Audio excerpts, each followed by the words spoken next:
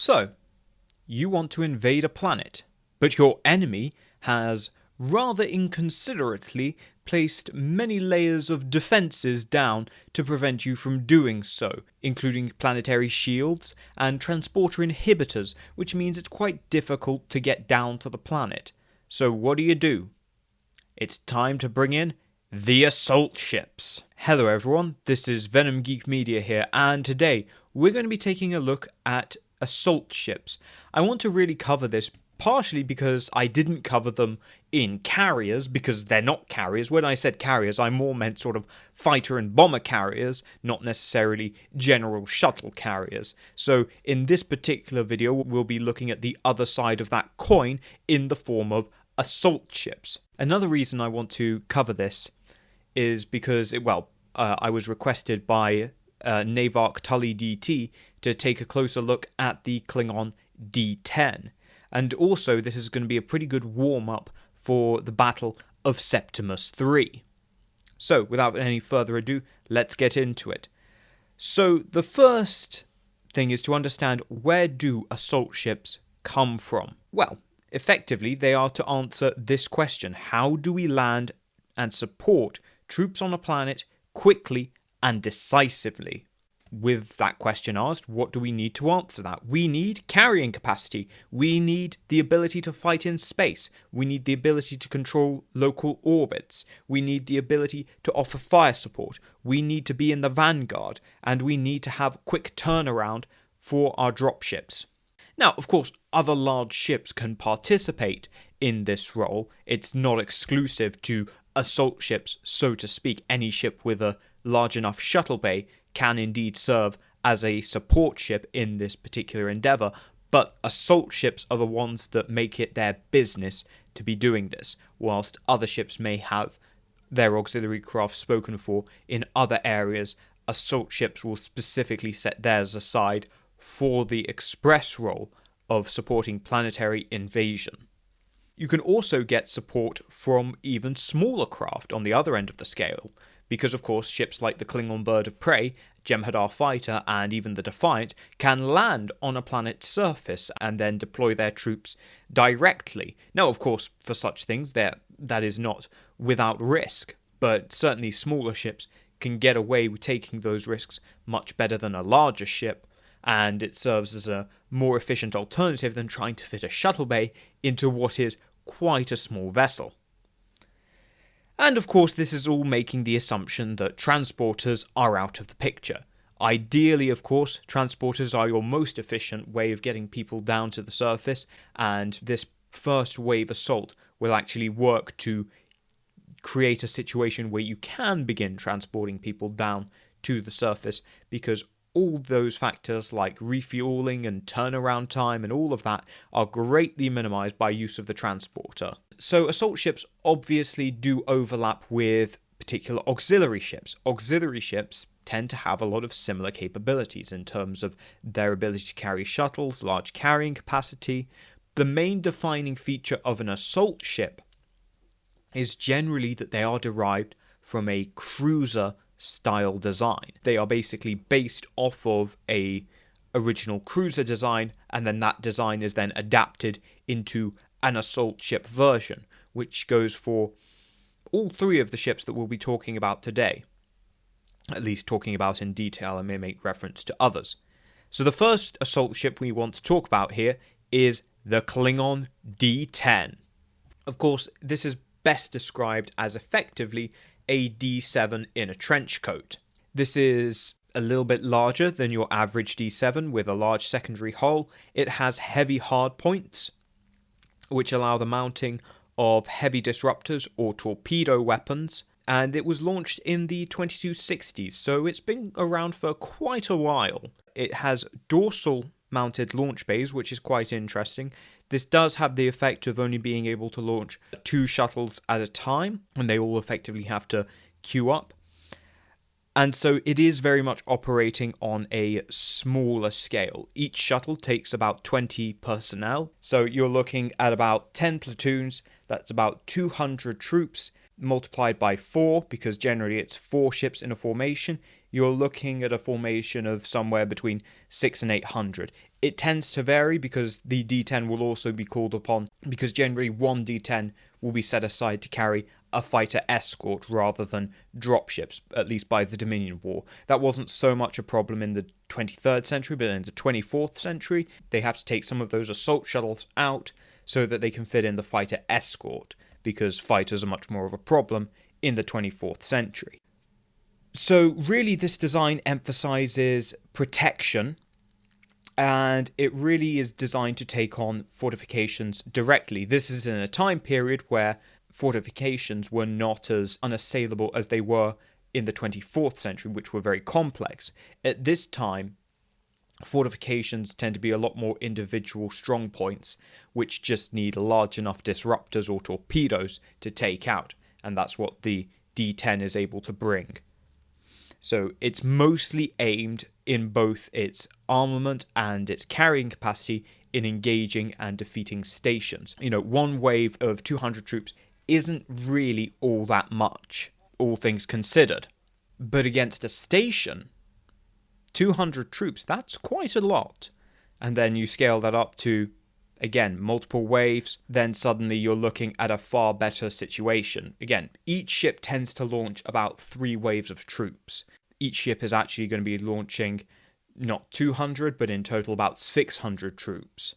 Now, the key thing to bear in mind is that the D-10 is not a battleship. It trades the D-7's mobility mostly for protection. Yes, there's a little bit of additional firepower, but that is not ship-to-ship firepower, that is anti-fortification firepower. Now, some D-10s during the Dominion War would mount lances, but actually it wasn't done all that frequently because it wasn't seen as necessary, because it's not meant to take on enemy ships directly, it's meant to support planetary landings, and a lance isn't all that helpful when it comes to providing orbital fire support. So as I say, each shuttle is taking into battle about 20 men. Now this gives you very small mobile 20-man platoons. Each platoon is going to be generally split into 5 4-man teams. So one of those teams is of course going to be the command team, and then you've got 4 other teams there, which will each generally have one specialist among them. Maybe one has a sniper, one has a grenade launcher, one has a large melee weapon, one has a shotgun, stuff like that. But these are not really particularly heavily armed units. These are very light, very mobile infantry units. They're generally using stormtrooper tactics, World War I style, rather than bringing large amounts of organized firepower to a battlefield. Again, these are intended for use on star bases and small installations, the ability to stay very mobile and to rush around and disrupt the enemy's movements within their own facilities and fortifications. That was considered the most important qualities of these particular units. Now, as I say, during the Dominion War, these were used with birds of prey for heavy lifts, so the birds of prey that would escort the D-10s would often also support the landings directly by deploying platoons themselves, and generally they would be bringing in some of the heavier equipment, like tanks or artillery pieces. But again, that's all hinging on there being a safe place for the birds of prey to land, and that relies on these relatively small teams. Again, from each ship about 200 men, a single battalion is going to be deployed, and that's going to be expected to create the circumstances necessary to allow subsequent landings, but also to potentially allow the landing of a bird of prey. Depends how bold the bird of prey captains are feeling on that particular day.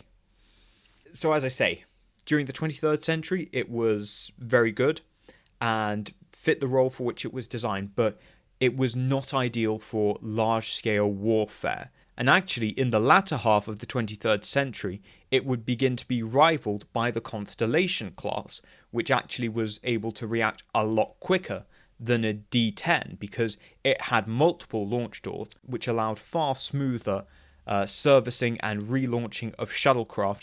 That meant that Starfleet was often able to get people down to the surface far quicker than their Klingon counterparts ever could. Now, this design is arguably the first true assault ship, and probably inspired everything that came afterwards. and that includes perhaps the most iconic and successful assault ship, the Keldon class. Now, of course, the Keldon class is a lot newer, probably appearing during the 2360s, as a response to the failure of earlier Cardassian classes when it came to enacting planetary landings and annexations during the Border War. Again, the Constellation was probably a real thorn in their side, because it has a very impressive capability of landing people on a planet very quickly, whilst also being a very capable cruiser in its own right. Effectively, what we have here is a modular add-on for the Galor, a Galor with a backpack. Now, this carries 8 platoon dropships called Regnars. These are larger dropships. They carry about 30 men, so a full-size platoon.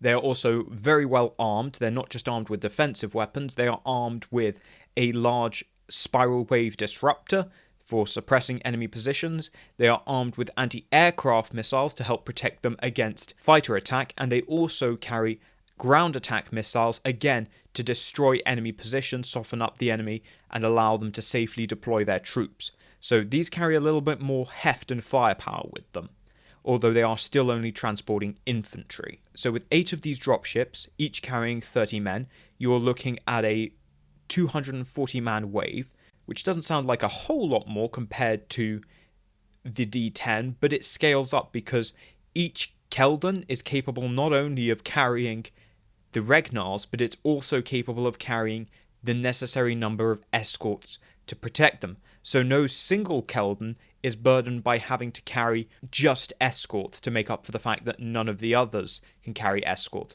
All of them carry escort fighters, so each independent flight is, again, capable of being escorted by supporting fighters. And then when you, again, bring 3 Keldons together, well, then you really start scaling things up, because with 3 Keldons together, plus 4 Echor class, you are looking at a wave of 1,200. Best case scenario for the Klingons, without using any fighter escort, is 800 men per wave. More commonly, it's going to be about 600. But for the Cardassians, it consistently can be 1,200 men per wave. That's about 40 platoons, or 3 battalions. The Klingons was dropping 1 battalion per wave. These are very good for deploying vanguard units. It's a capable cruiser in its own right. It is able to punch through enemy defenses. If there is one flaw, you might say it's that it doesn't really carry any heavy hard points. But that's arguably because by the time we get to the late 24th century, fortifications are so formidable that it's not reasonable to ask an assault ship on its own to take out enemy strongpoints. By that point, you need torpedo gunships and you need monitors to take out enemy fortifications. That's no longer something that can really be accomplished by an assault ship, so it's not reasonable to ask it. Now, it is a lot more static than the D-10. It's hard to move, it's not particularly fast, and is very much focused on providing orbital cover more than it's providing orbital fire support. It doesn't really have weapons that are very good when turned to the surface. Its weapons, again, are mostly space-focused because it is an adaptation of a Galor. They weren't so concerned with bringing, again, that heavy firepower, so it lacks that ability to bring heavy fire support to a target in the way that the D-10 actually can quite well. Now, this is all very good and jolly, but here's a real question. Is it enough? You see, most of these carriers that we've discussed basically are just carrying platoons. Basically each shuttle, the largest shuttles are carrying a platoon at most. Some will carry platoons with support and some heavy equipment, and some will just carry a very light infantry platoon. But it is very much at the platoon level. Now, there's an awful lot of benefits to that in terms of, not too many eggs in one basket and such. But, when you're fighting a large-scale interplanetary war, do you not need something a little bit larger, to land, whole companies? Well, the Cardassians did think of that, although thinking was about as far as it got, and they came out with this design called the Janissaur. Now, the Janissaur is a Janissary variant. The Janissary, as I previously mentioned, is actually a modular design and has a tail section that can be changed out. The Janissaur replaces the tail with what, well, can only be described as a fat tail. This fat tail can carry 16 Belcanor dropships. These are very large transport shuttles. It's not even fair to call them shuttles at this point. They're more equivalent to runabouts. They're quite large. They can carry entire companies. So with 16 Belcanor dropships, each carrying a company, that gives you the ability to deploy a full brigade from one ship. That's 4 battalions. I will stress again, this is from one Janissaur. Now, fortunately, this was never built, because by the time the Cardassians had gotten around to building the Janissary, invading enemy planets was nothing but a distant pipe dream, and they were never going to be doing that again in the likely future. So the Janissaur variant was never built, but it is an interesting proposed design. It does run into an awful lot of hurdles. First and foremost, company-sized transports like the Belcanor, shuttles on that kind of scale, are very vulnerable. You are basically at that point deploying something akin to an attack ship, something like a bird of prey or Jem'Hadar fighter, things which can be shot down by anti-starship defenses. The whole point of most platoon-level dropships is that they are small enough and agile enough that most anti-orbital defenses, which are there to shoot at starships, are too big to effectively target smaller craft like the Regnar or the Klingon Assault Shuttle. But the Belcanor does not have that luxury. At that point that you are trying to drop whole companies of soldiers, not to mention how long it would take just to disembark from these things. And during that disembarkation process, it and the troops it is disembarking are quite vulnerable. What this ultimately demonstrates is that really by the time we're talking about that kind of scale, transporters become the better bet. They become far more efficient, far safer, far more reliable. It's only when you're talking about small groups, platoon-sized, that attack shuttles are viable. So that's really why assault ships tend to cut off at deploying around about a battalion or so. And it's worth saying that just by scaling things up, we don't seem to get to any better alternative. So if you look at things like the Romulan D-10 or Jem'Hadar battleship, these are very, very large ships, which probably could quite easily take a larger company-sized transport, but we don't see them doing that. And I think it fundamentally boils down to because it's not the most efficient thing to do at that point. Again, once you reach that scale, you may as well use transporters. And if you can't use transporters, then you really need to think about what you're actually doing and are you actually making any headway here? Because if you can't use your transporters, it sounds like you're up a certain creek without a certain paddle.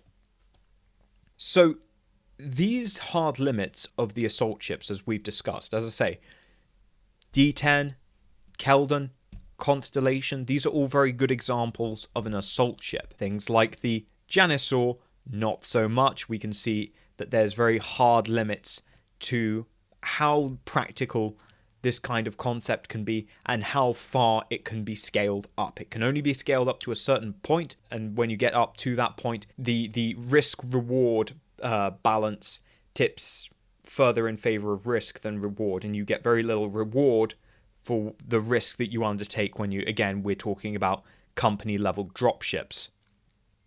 But for platoon level, it seems to work quite well.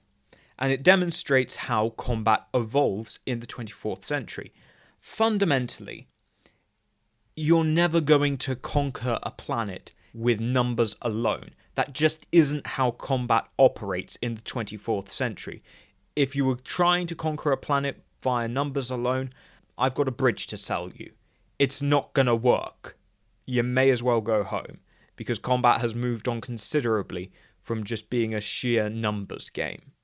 It is now about speed and mobility. It's not about numbers, it's about speed, mobility, being able to seize initiative from the defender and outpace them. And in that way, again, these small mobile assault shuttles, supported by very capable assault ships, which are able to resupply and support these shuttles and get them deployed far faster than an enemy can respond. Those are the key factors in the success or failure of a planetary invasion. Now, of course, it's worth saying that this is a concept that the Klingons pioneered. But have the Cardassians developed it better? I'll guess we'll see on Septimus 3. Thank you all for watching. Leave your thoughts in the comments below, and I will see you all in the next video.